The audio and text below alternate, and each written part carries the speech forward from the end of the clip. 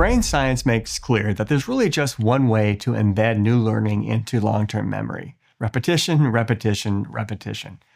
Yet those repetitions must be spread out over days and even weeks. It is even more effective when students practice a mix of skills during each session.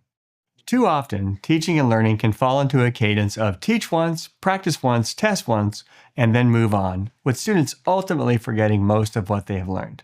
Many of us can recall our days as students staying up late at night, cramming for a test. Sadly, these frantic cram sessions don't lead to long-term retention due to a basic principle of cognitive science. Fast learning leads to fast forgetting.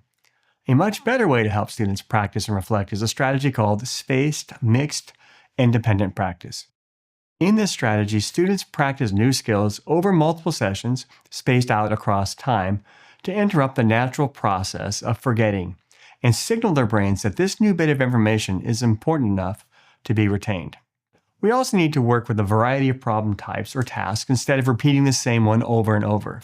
Inserting this kind of desirable difficulty into our practice sessions keeps our brains more actively engaged in what we're practicing, which further embeds new learning into long-term memory and also prepares students to apply their knowledge in new and varied contexts. Here's how to implement this strategy in your classroom.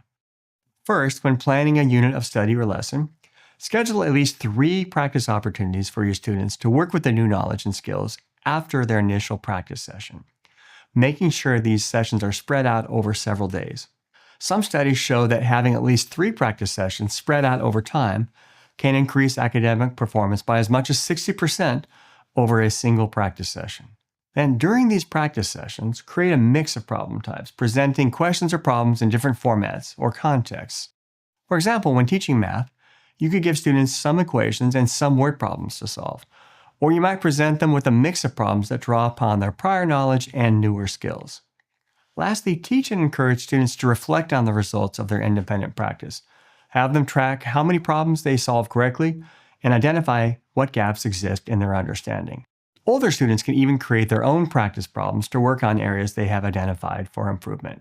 By leveraging spaced, mixed, independent practice, you can help your students make optimal use of their practice time so that they're practicing not just harder, but smarter.